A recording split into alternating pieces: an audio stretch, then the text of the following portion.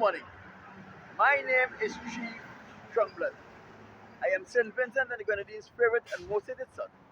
I am the diaspora machismo. My people, all in all, it was another beautiful day for a protest, and I enjoyed every moment of my protest. Let me first remind you, the front of my sign says, I don't want the white man's money, the white man's woman, the white man's friendship, and or the white man's faith. And the reverse of my sign says, white man, why have you re-enslaved the African American, the Latinos, etc.?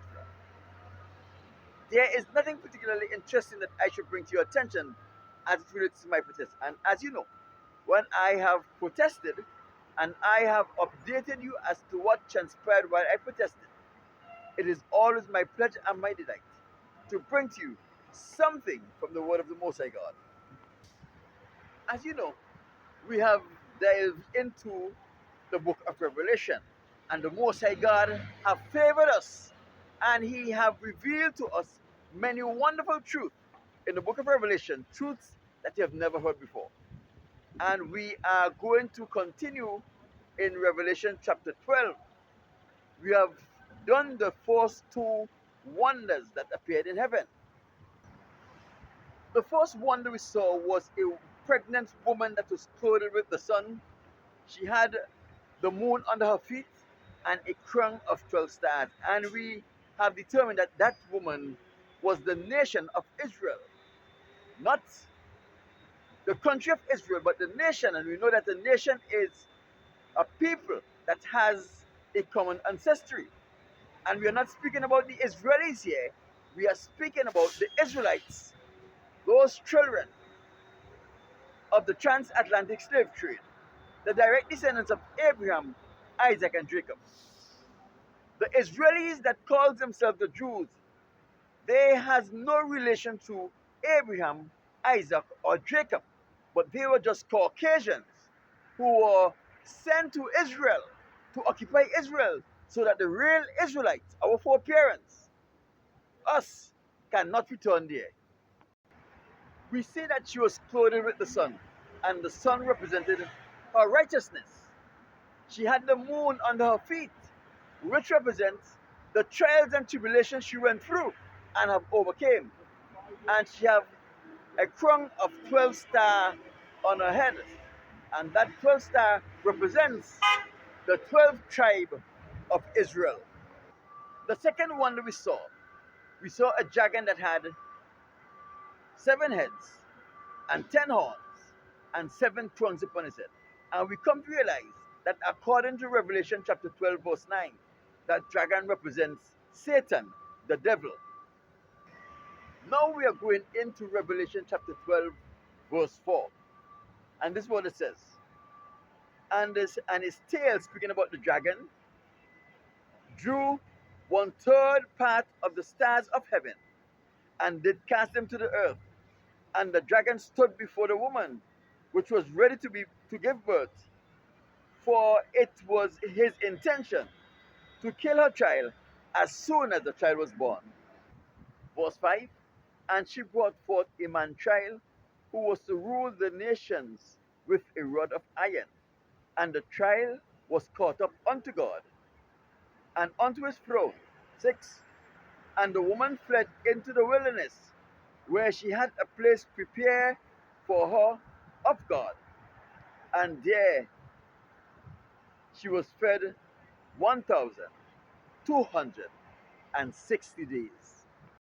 Now, here we have a situation where the dragon was seen in heaven, and his tail drew 1/3 part of the stars of heaven and cast them onto the earth. In Revelation chapter 8, verse 1, we saw a star fell from heaven, and his name was Wormwood, and he contaminated the water and caused many to die. But we learn in that place that most stars are much bigger than the earth. So it could not have mean that they were speaking about a real star, one of the heavenly bodies that shines down upon the earth. We also saw in Revelation chapter 9 verse 1, another star fell from heaven, and that star was given the keys to the bottomless pit. And he opened the bottomless pit, and many creatures came out of the pit. Now, when you go down to Revelation 9:11, it says, and the angel and they, the creatures came out of the pit, had a leader, a king over them, which was the angels of the bottomless pit. Therefore, the star that fell from heaven, that was given the key to the bottomless pit, was an angel. So when Revelation 12:1 said that the dragon tail drew 1/3 of the stars of heaven and cast them onto the earth, what it means is that the dragon tail drew 1/3 of the angels of heaven and cast them onto the earth. Remember,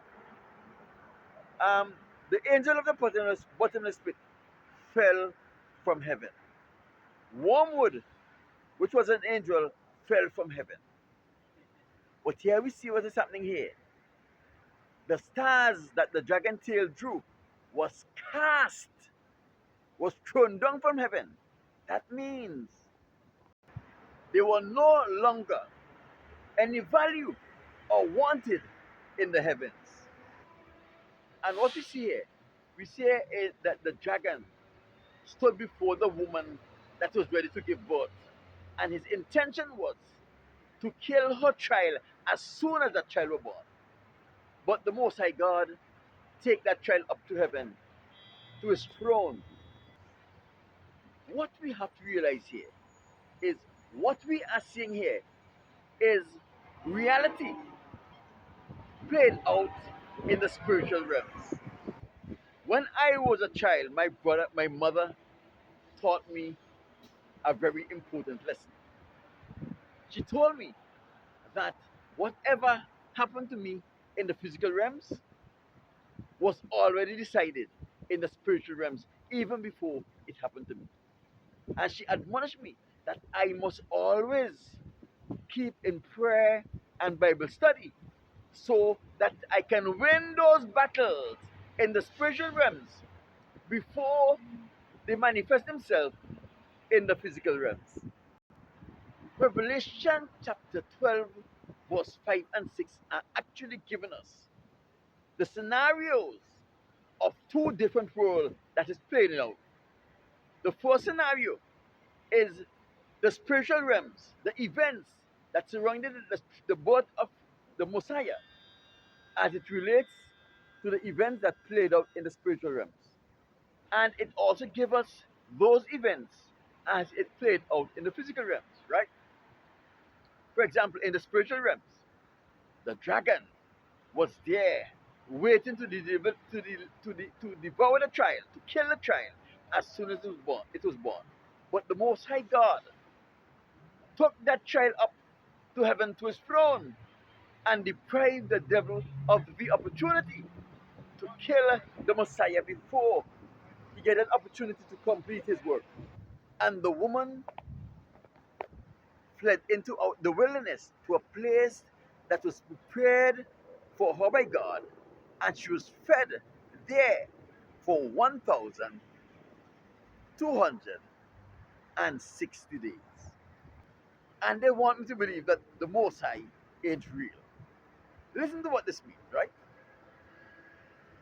The child was protected by the Most High God, and the woman fled into the wilderness for 1,260 days. This has two meanings. If you remember very carefully, in Matthew chapter 2, verse 13, when Herod was trying to kill the son of the Most High God, an angel came to Joseph and he told Joseph, take the young child and his mother and flee into Egypt. And that angel escorted Joseph, Mary, and the baby son of man into Egypt. Here we have a situation where the Most High God have protected his son, the Son of Man, as a baby from the devil, preventing him from being eaten up by the devil. because it was Herod's intention to destroy him before he gets a chance to live his life and to bring salvation to all of mankind.